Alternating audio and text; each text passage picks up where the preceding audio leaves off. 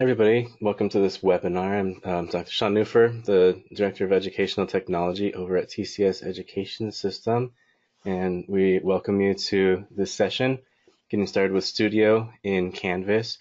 Now previously at TCS Education System, we had a license with Panopto, and it's still enabled within our instance, but we have signed over a new license with Studio, which is owned by Instructure, and it looks a lot like Screencast-O-Matic, and it's integrated into Canvas seamlessly. So it seemed like the solution that we were really looking for in terms of getting something that's lightweight, user-friendly, but also very interactive and functional for us.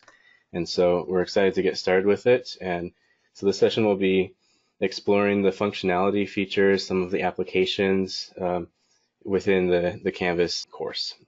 I have a course, and unfortunately this isn't a public course, so you just have to follow along with me. I'm hoping to make something similar within the Canvas Commons community so that everybody can download it, have access to it if they want. For the purpose of this webinar, we're just going to follow along.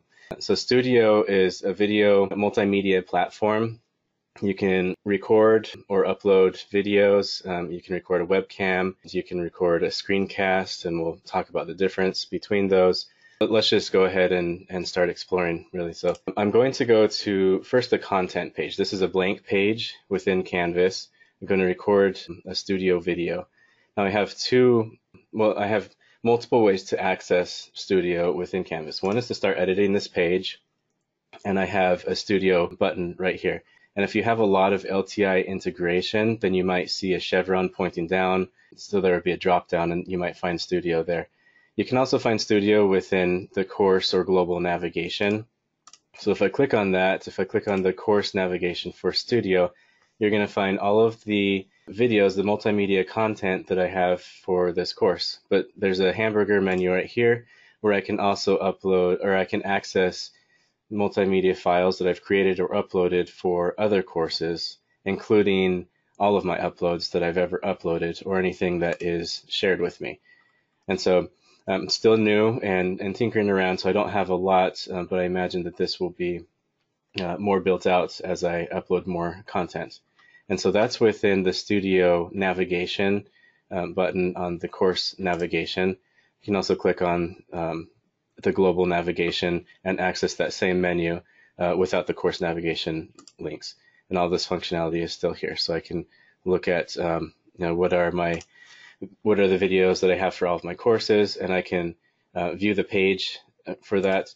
And if I'm within a content page or a quiz or an announcement or a discussion thread assignment, I'll have this LTI button right here, and I can embed that content right onto the page. So let's give that a try. I'm going to click Studio, and I have options to, I can see everything that I have already in this course. Right here, I have all of the other uploads and folders that I was explaining before as well. But I can also record. I can add content, which is a file upload or importing from YouTube, and I can search. So I'm going to search right here for Magic, because I did some field testing for some cameras for a session that I presented at InstructureCon, and so went to the Magic Kingdom, recorded some videos, and I have those right there, so I can sort that way. Let's go ahead and record a video. There are two ways you can record. You can do a screen capture, you can do a webcam capture. So let's start with screencast, and actually you can do both at the same time even. It's a pretty good functionality. So if you're familiar with the tool screencast-o-matic.com, this is the same infrastructure branded for Canvas, but you're going to have all the same functionality. So I can record my screen. A screencast would be me recording the actual computer monitor and everything that happens within this box. You have kind of a checkered box, and I can adjust the size. If I have a preset size that I want to record, for example 720, then it'll give me a 720 box. I can record full screen, I can record the active window, I can customize the pixels, the width and the height. I think that the best approach to do this would be to actually drag the corners of the box and record what you actually need. And so if I'm recording this browser, perhaps I'm not going to include my bookmarks or the URL or my tabs or even the global navigation. Perhaps I just want to record this part of the screen. And that happens to be 1544 wide by 916 pixels high. Now I have options for narration. If I have multiple microphones attached, then I can choose one. I'm going to choose my as default microphone is fine. I don't want to risk recording with the Yeti just because that's what I'm using for the webinar, and I don't want there to be some kind of conflict there. Computer audio is also a very important function because it actually records any sounds that are playing on the computer. Now, the reason why you would want to do this or why you would want to turn it off is if you're recording a video or there's some kind of content that makes sound, you're going to want that computer audio turned on because it'll record it in a lossless format.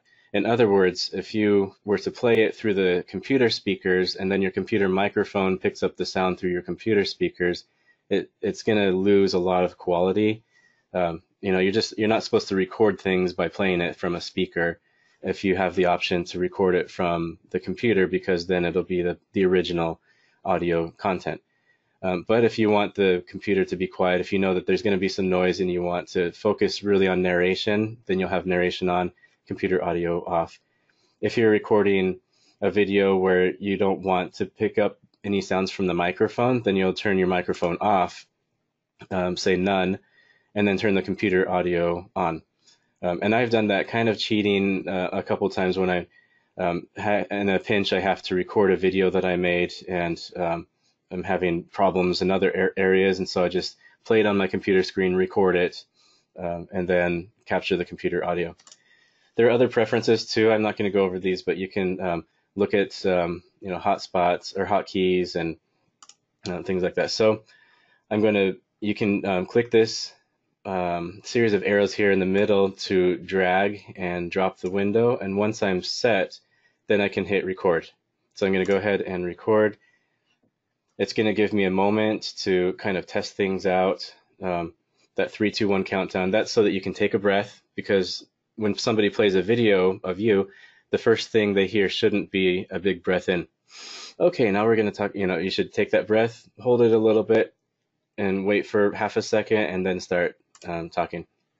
So I'm going to click this edit button on here. What that does is it actually freezes my screen and lets me draw on it and annotate on it. So I can have freehand if I wanted to emphasize things. I don't ever use freehand because my handwriting is bad enough and I can't draw, and much less with a mouse, to be honest. But I might do something like use the oval tool, and I might highlight certain things like, okay, so pay attention to this area on the screen, and then I'll erase that. And okay, now we're talking about over here, and I hit escape to get out of that. You can also zoom in. If I double click somewhere, then it'll zoom in. Click again. Oh no, it's zooming in even more. No, you have to hold Control on the keyboard and then click, and it'll zoom right back out to the beginning. So here I am zooming in, Control, click to zoom out. Other things I can highlight, I can add text onto the screen, arrows, speech bubbles. I can change the color of those elements, the circles and the arrows, the highlighters. I can change the thickness of those things. I can hide the cursor while I'm drawing, so it looks, it's a more interesting effect, I would say. All right, so I'm going to get out of that, and I'm actually going to scrap this. So suppose I didn't like this take. I'm going to go ahead and hit that delete button, start over. I'm going to start everything over because now I want to show you the webcam. So the difference between a screencast, I'm recording the computer screen. The webcam, I'm going to be recording myself. And it gives me a preview, so you can do some preening or whatever, get ready for your presence, make sure everything's set in place, and then hit record, and it's the same thing. Now, some tips: you want the camera a little offset, a little higher than your face level, so that you're looking up. Look right at the camera, at the little dot. even though it's awkward, but your whole class is right there in the lens of the camera. Speak clearly, make sure that you're aware of your surroundings, which I don't know, hope I'm good back there. And make sure that you're aware of noises. If you have a dog, maybe put them in the other room. The things like that will help your recording so that you record a good video. Now, another thing that you can do in addition to screen and webcam, you can record both. So I'm going to record my computer screen, and you can see that I have the webcam functionality right here as well. So it's in the corner. I can put it in either corner. Typically, lower right corner is pretty standard. And then I can hit record. 3, 2, 1. I'm going to breathe. Hi, class. Welcome to this week. And then I go in with my spiel, my webinar, and I can navigate through things. And then when I'm done, I'm going to hit the pause button. And if I liked that, if I wanted to just pause and maybe take a sip of water, then I can go ahead and hit record, and it'll start recording where I left off. Count me down. 3, 2, 1. And another thing, as if I didn't skip a beat, because I'm pretty awesome. I'm going to click done. Oops, I have to import this over from the other monitor. All right, so click done, and now I have my recording, but I'm not done there. I can have my title, my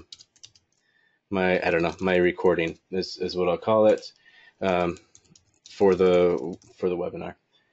And I can upload it, but I can also redo it if I want to delete it, start over, and I can go in and edit it. So I can crop out the beginning or the end, or I can crop out any part of it. I can add music to the recording if I wanted some dramatic gladiator background music. I can do that. I can hide my cursor, which could be interesting. Now, it's probably not good if you're actually doing a demonstration where you're showing people where to click. But if it's something like a PowerPoint presentation, then yeah, maybe you want to go ahead and hide your cursor so that they can't see you clicking around on the next or previous buttons. I can show or hide my webcam. You can see it's down there. And even after I record, I can edit the webcam. I can move it up here, for example. And so if I play that, you can see it moving around. I can crop the webcam even. I'm resizing, actually. This would be cropping. I can zoom in, style, layering. Do I want to make myself kind of transparent? And you can move it at certain parts of the timeline as well. So that's a pretty interesting feature.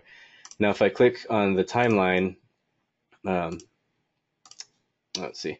If I click on the timeline, I can cut certain parts of it. So if I click cut, then I can drag the bar and say, yeah, all of this part, I didn't really want that, and cut it out.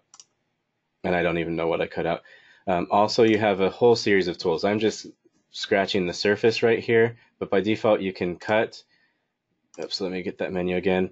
I can copy things. I can hide the webcam. Sometimes I can hide the cursor. Sometimes you just highlight the portion where you want those things hidden. I can insert other recordings. I can add narration. I can overlay, which is very interesting. You can put images that pop up or fade in and fade out. I can also blur certain things, which I've done when I'm, for example, putting in a password or something. I'll go ahead and blur it for a certain amount of time, and you can have the blur come in or just appear. Transition. Do you want it to fade in, or do you want no transition? It just comes or goes. All right, so I added that blur. What other things? You can overlay. You can put arrows, highlight, put text. You can speed up portions or slow down portions, replace the video or frames. You can add transitions. You can change the volume as well if the person wasn't speaking loud enough or was too loud, then you can increase or decrease the volume. So a lot of features. I mean, we have the full paid version of Screencast-O-Matic essentially right here as a studio platform. And when I'm all done, then I just click that done button, and I can go ahead and upload it. That might take a a little bit of time. It has to encode it and then it uploads it. Luckily, this is only a 13-second video, so now we're in a good place. So getting back to the real world, I'm on a page called Recording a Studio Video. I pressed the record button, got a recording, and now it's in my library and I can select it. So let me go ahead and select that. I have some options. Do I want to allow comments, which means that students, they'll view the video and at parts of the video they can put in comments. I'm going to say go ahead and I'm going to say yes. Do I want them to be able to download my video so that they could see it offline, for example? I say why not, for this one. And so let's go ahead and save that page and see what we have now. So here's my video. I could download it if I wanted to. Downloads it as an MP4 file.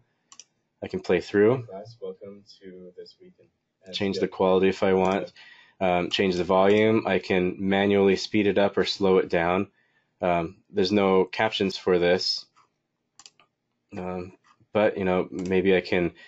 Let me go ahead and select English and request the caption. Now I don't know how fast it's a very short video, so it's queued. I don't know how long that will take, to be honest. I can watch this in full screen as well. So let me get out of full screen, and let me play it. I'll jump right to the middle, and then when I'm done through things, I'm gonna pause it, and I'm gonna go ahead and say, put a comment in. This could be me. It could be a student. I'm gonna comment at 7 seconds, and here I can see a list of all the comments, and I can say, hey, that was a great comment. So I'm replying to that one comment. Now this isn't a threaded discussion. And so people can leave comments, people can respond to those comments, but you can't get a dialogue. Nobody can respond to this comment. They can only respond to the original comment. And I can subscribe to those comments as well. Still no captions. It's waiting. I'll review and publish. Okay, so here are the captions that I just requested. Now, what Instructure claims is that it's roughly about 85% accurate, which was pretty standard for the market. Some of the paid programs that cost a lot of money that are automated, sometimes they claim up to 92%. If you want 98% or higher, it really takes 2 licensed professionals working collaboratively to transcribe that, and that takes time and it costs a bit of money as well. So in a pinch, this will do, and I can go through and edit these. They're time stamped, and if I go ahead and play my webinar, and I can no caption. Oh, I have to publish them, I suppose.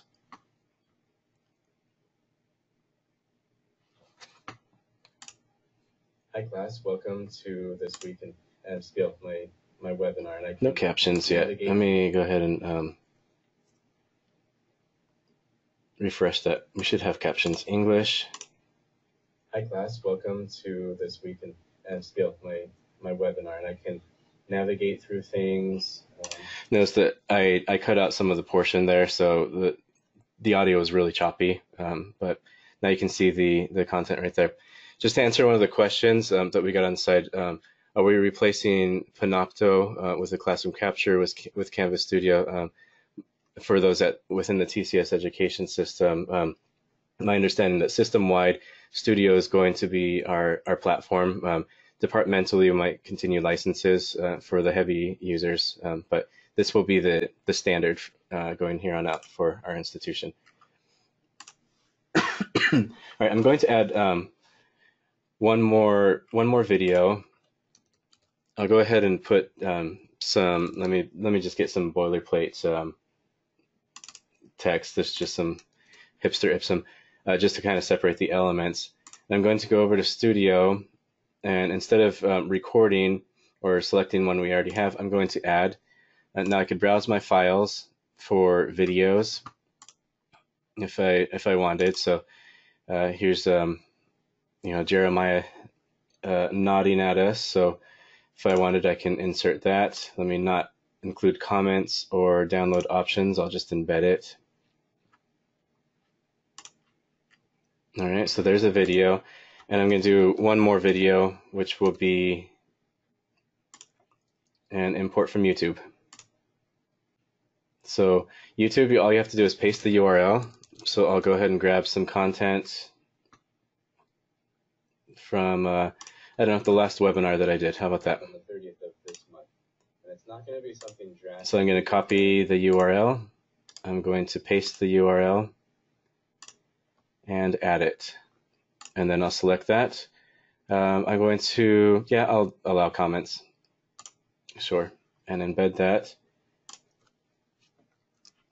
And then I'll go ahead and save it. So this is the basic functionality. We recorded a video, we uploaded a video, and then we imported a video from YouTube. And I can see the comments, the details, caption. Now captioning from YouTube, I don't think that we can caption on videos that are imported from YouTube. So what you might want to do is go to YouTube, and they automatically transcribe the videos themselves with about the same accuracy. And so perhaps you can copy the automatically generated transcript and import that. You'd upload that file, like save it as I think a TXT or an SRT file, and then you'd go ahead and upload that or zip it. And there's instructions on the Canvas website on how to do that. But the captions, yeah, if you're importing from YouTube, they don't automatically, Canvas can't manage that. But if you record it right in Studio, then you can request the captions, and I think it just depends on how long the video is. If it's a 2-hour lecture, that's going to be different than my 13-second video, just because more is involved.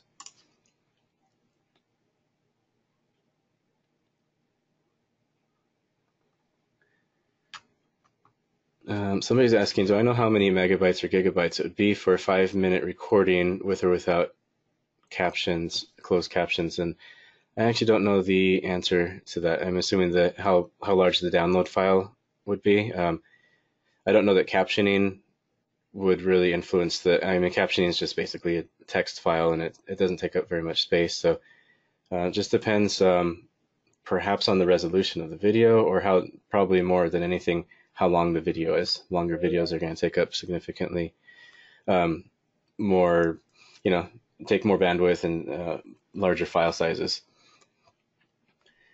All right, so that's Content Studio on a content page. Now let's look at options for quizzing, for example. This is a quiz that I set up.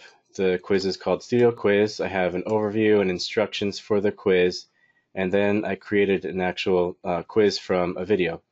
So let's get started. I'll show you the quiz. You can take a video and you can insert questions throughout. I'm going to go ahead and blow this up to full screen. This was just I'm going to mute the volume, but there's some narration in the background. It's a 1 minute and 31-second video on how to download and install and log into the Canvas mobile app for iOS. And so I have a couple of questions. You can choose from multiple choice, multiple answer, and true and false. So the first question, these instructions are the same for Android devices. You say, nope, these are Apple instructions. All right, so there's a spiel. I have the opportunity to skip around. I can go forward, I can go backwards, but I know that there's a question coming up right around there, so maybe I'll skip ahead to the question. Here's a question I'm going to just answer, randomly, and then it's end. I'll go right to the end there. All right, so that was the quiz. I can submit the quiz. Now I'm actually an instructor, so I wouldn't see my quiz results, but the students would see their quiz. I guess I do see my quiz results. Look at that. I thought as an instructor it wouldn't show me. I guess I just didn't check that. All right, so I can see item analysis, student results, the various answers, and I can also see my insights. So in my class, these are all of my students, and I can see how many students viewed the content and which students viewed, which parts of the video were viewed more frequently than the other parts. And I can select on individual people. I can say, okay, this student, he viewed it once and he watched it all the way through. This person, he watched at the beginning, then he skipped around to about where the question was. This student, kind of the opposite. He just skipped around a couple times. The student, let's see, didn't view the video. The student skipped around a little bit. So I can see student by student which people are watching the video, what parts of the video they're watching, if they're skipping around a bunch. And then, so I click on their names, and if I click on it again, then I get that overview. And I can see, okay, my students started out strong, and then they kind of faltered towards the middle, picked up towards the end. So I have a bimodal distribution here. And that's with, because people can see where the questions are, but I also have an option that I can hide the questions on the timeline. And so that just depends. Is this a low stakes quiz where it's more informative and you just want some low stakes questions, or do you want to actually hide the questions and have it be more comprehensive and robust? And you can see also I got to question 1 and I have the option to rewatch that segment as well. And when I click rewatch from this second one, it just plays it back from the last question to the question that you're on. And so that's quizzing. Now, students can take the quiz right on this page. This is an assignment page, and it'll go to the gradebook. So how I would do that, I'm going to show you. I have my content, my instructions, and then instead of embedding the quiz, I'm actually going to have them submit it as an external tool. So, no submission means they don't turn anything in. Online would be they submit something like a paper, upload a Word document, or a video. On paper would be I'm going to collect paper in class. External tool would be the LTI, and Studio is an LTI. So I'm going to click Find, and I'm going to look for Studio. And there's a search button here, so it's videos for education. And then I have all my uploads here for this class. And I can look for, if I've created a quiz, then that'll appear in the top right corner of the video. I can see a rocket ship flying, and that signifies that there's a quiz. So if I were to select this quiz, for example, and embed quiz, then if I created more than one quiz, I would just choose which one. So for example, this video right here, I created 2 different quizzes. One is a regular quiz, and one is a quiz where I hid the questions. And then I would click embed. Not embed, yeah, let's see. I would click embed. I'm not going to because I already have it selected, and then I would hit select. And then it'll register as an LTI tool. It'll register as that quiz. The students will take it. I can set up a due date, and then when they take it, it'll show up in the gradebook.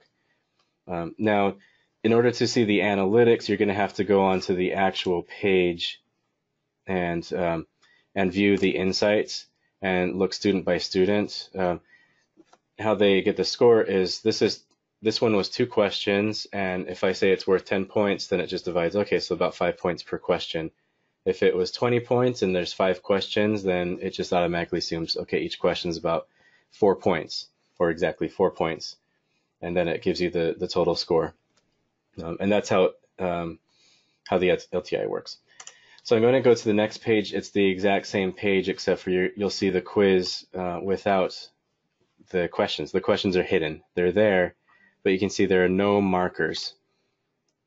I know that there's one at about 7 or 11 seconds, so I'm just going to wait it out for a second. All right, there's the first question, but I wouldn't have known that it's there in this case. And so I can go ahead and answer that and continue that. Now, if I'm a maverick, I can go ahead and skip around and try and look for that question, but the chance that I'll miss it, in this case I did miss it. You know, that question was somewhere around the minute and 12-second mark, I think, or see, so this can be effective because it really ensures that the students have to view the video? Okay, there it is. At 1 minute and 7 seconds is the other question. And then I can get the question. Now, if I could submit it, but I don't even know if I answered all the questions. And so it just sort of forces your student, it kind of guarantees that the students watch all of the content. So that's the difference between questions and like the questions that are on the timeline and hidden questions. It's really a question of do you want this to be a low stakes quiz where they're more checking, kind of a check-in, or is this actually a comprehensive exam that you want them to pay attention to? So I'm going to click on the studio button real quick, and we're going to create a quiz. I'll go ahead and now you have to go to my uploads to create a quiz. So I'm going to click on my uploads. From the 3 dots here, I have the options to share, replace the thumbnail, and create a quiz. So I'm going to create a quiz with Jeremiah. You name the quiz whatever. It's a demo quiz. You can have a description. And here's where you choose, do you want to hide the markers on the timeline or do you want them to be visible? I'll just have them be visible. So here's my quiz, and I can navigate to parts on the timeline where I want to insert the question. I'll click on the plus and I can choose what type of question do I want. And here's my question. My question, true or false? And I can give feedback when they get the answer right. Do you want them to have some feedback when they get it wrong, or just general feedback regardless of how they answer? Do you want to provide that? And so I'm going to go ahead and save that. I'll click to another part on the timeline, maybe over right here, and I'll have a multiple answer. And so, select all that apply.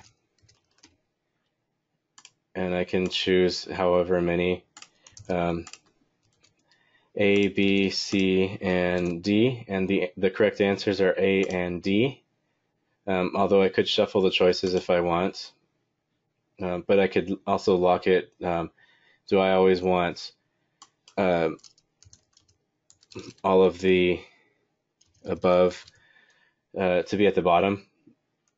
That's probably wise, I would say. Or if that's just D, and I want that to always be the last answer for whatever reasons. And then the same, you can give feedback if they get a correct, incorrect answer, or regardless of the answer. So I go ahead and save that. If I wanted to edit some of the title description, then I can still do that by clicking on the edit button here.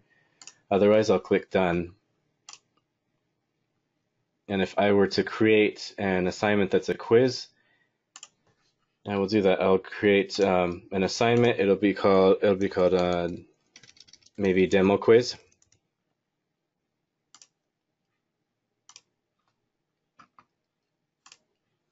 And you edit it in the information as you normally would.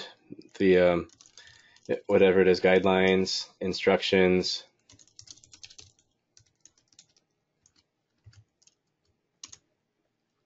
I'm going to put it as a 20-point quiz, assignment group, assign display points, or however you want. But remember, submission is an external tool. So we're going to go ahead and find the quiz that we just now created in Studio. All right, so I'm going to select this, and I have the option now to embed this video as a regular video, or do I want to embed it as a quiz? And so I only have one quiz associated with that, but I could use the same video and I can create multiple quizzes. And then from the dropdown, I would just choose which quiz do I want to include. And I will click embed. And I'm not going to see it on this page. If I put a due date, I'll put a due date for the 16th. Save and publish. I won't see it while I'm editing, but when the page is published or saved, then I'll be able to see that. All of my insights, nobody's watched the video. Captions, there are no captions for this one. Quiz results. And then when people take the quiz, then there will be a place in the gradebook for it. And I'm going to apologize for this. This gradebook is very sloppy. This is just the sandbox that we work in and test out assignments and things. but I can see here's the studio quiz, the one that we just looked at. And let's see, here is demo quiz, the one that we just created. It's out of 20 points. Nobody's taken it, but of course that'll be filled in with people once they take that quiz. So another option for Studio for quizzing would be you can actually create a quiz and then embed a video into the Canvas quiz and then have questions afterwards. And so there's benefits and drawbacks to either approach. If you want the quiz to be questions within the video through Studio, then you would do that by creating an assignment and not a Canvas quiz, and then using the LTI2 as the submission tool for the assignment. All right, so we looked at quizzes with hidden questions. Studio content page, you can also have videos, just videos. So this is an example of, there's some content, it's just dummy content. Here's a video with comments enabled, and so if I watch the video, oops, I paused it, then the comments pop up on the screen right here. I'm going to jump to this part of the video where a lot of comments are appearing, and then I can see all the comments below on the comments tab. And so this would be more in discussion format. Pause that. Here are all of the comments that people have been making. Sometimes people are responding to other students, and there's a timestamp as well. And if I click on the timestamp, it'll jump to the timestamp on the video. That should. There it is. So if students have questions, they could ask the questions, and then the professor, or if there's a moderator, they can respond to that, or the teacher can ask questions and ask the students to respond. So that's what a studio video with commenting enabled would look like in a content page. You can also have just the video play in the content page, and so you can see the options are minimal. The player is more streamlined. It's smaller. Here's another example of the same thing, the same content with a video. I used some HTML to float it to the right side of the text, and then put a margin on the left side. So if you know HTML, then you can embed the video and then work to change the settings a little bit. You can make the player bigger or smaller by adjusting the pixels in HTML. But that's how it looks like on a plain content page, which could be an announcement or things like that. So when I talk about using Studio as a discussion tool, because we have discussions in Canvas, and discussions are discussions. They're threaded if you set them up as such. They can be banal and perfunctory, or you can use Studio to kind of spice them up. And so you could have the instructions be, for this discussion, I want your initial post to be a studio video, a webcam, a screencast or something, but create a video and then embed it into your initial post. And then you can have students respond on the video if you make comments available on the video, or they can reply in the thread, the discussion thread portion. And so here's some examples. Pretend like these are other students, and this is content that is unique to a classroom and the instructions for the class. So they would be integrating multimedia into their discussion instead of just typing out text on a screen.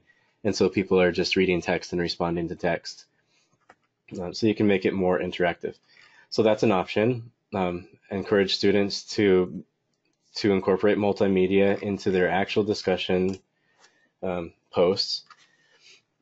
And so how that would look, if this is an option, I can also, let me go back to option number one real quick, because I thought I had earlier was, suppose this is the discussion overview, and then the instructor provides prompts. Instead of students posting an initial post and starting a thread, they build off of the instructor threads. And so this could be a video, talking about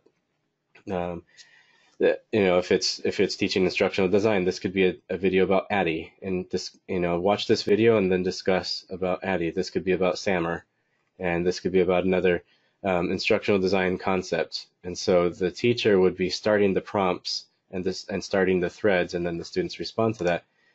This other option would be having students do that themselves. And so to do that, I am a student. I just replied to the thread. I have my rich content editor, and I'm going to click Studio, and I'm going to select the video. And for this, I'll say no comments, and I'll just embed that video as it is. Now I could have some text if I wanted, so like an overview or my thoughts, and then post it, or just post the video, like the raw video. And so you can decide, what you want. And that could also be find a relevant video on YouTube about a topic, and then I would post that as a studio video and add it with the URL. I'm not going to add that because that's the same video that I added, but then that would be within their uploads, and then they could select that, and then they can write their comments about why they chose this video, and so it changes the discussion thread from traditional to more student-led and interactive, with multimedia especially.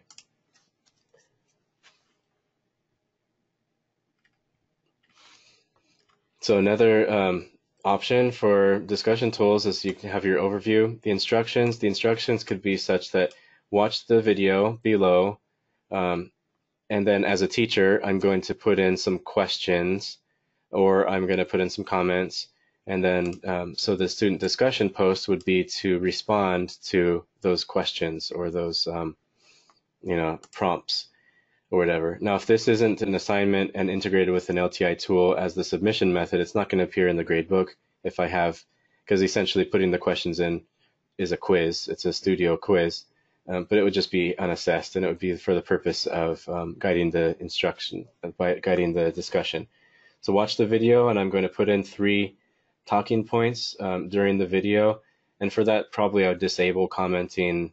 If I put questions in, I would just disable commenting so that it's a cleaner interface, and then students could, whatever your instructions are, respond to one or respond to all 3 in their post, and that's how you would generate the discussion. So another way to integrate the studio into discussions and make it more multimedia. So what we're looking at right here is a page within modules that is the actual studio LTI, and you can see some benefits and drawbacks to that. I'm going to go back to the modules page, and you can see I'm flipping through the modules, the various pages. We've covered all of these pages in our course, and then you can see this is an actual LTI page.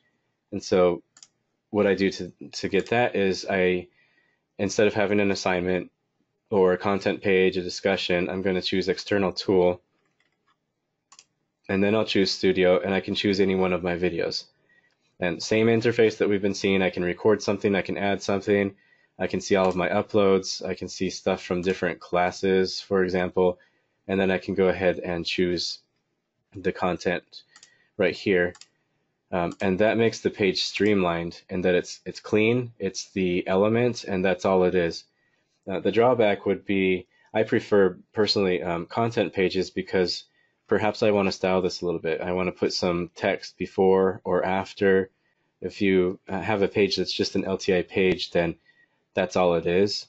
And so it just depends on your objective for that page in the modules. Do you want them to just focus on the video and get in and get out, kind of like a SCORM element, and then they move on to the next page? Or do you want to, embellish it? And so this would be the same thing. I created an LTI page studio, but this is a quiz. And so the page is actually a quiz, but it doesn't show up in the assignments. It's only right here as you're browsing through the modules. So you would access it through modules and not assignments necessarily. Then I can see my insights. This is, even though it's the same quiz that I had on the other page that I showed, it treats it as a new quiz because it's a new element in Canvas. It lives right here. The other one lived on a content page or an assignment page. You can see those are both assignment pages, and so my insights are such that nobody's taken this. I've watched it for a few seconds because right here I just watched it live, and I'm the only one who has seen it. We have one view for a few seconds. And so those two were standalone LTI pages within the module. And so that's Studio in a nutshell. I encourage you to go play around with it. It has a lot of great functionality. It's a lot of fun, especially to learn how to record the screen capture and play around with all the settings, adding elements. But really my recommendation is just create a roadmap for yourself. You don't have to be a multimedia expert tomorrow if you're not today. Really just try and turn your webcam on. You can start by recording webcams, videos, and just get yourself on, just turn the camera on, and maybe record a screencast. Maybe that's all the content. You just record something simple, put it into Canvas for your students. They'll appreciate that. And then the next time you create a video, maybe play around with some of the settings. Maybe try some markup or some drawing. And when you're comfortable with that, then go and do some post-production editing. Learn by trying. Really, that's the best approach to learning this tool. Thank you, everybody, for attending this webinar. I hope that it was insightful and that you're able to be inspired by multimedia and get creative with your assignments. And I really look forward personally to using this tool in the future. So thank you, everybody, for attending.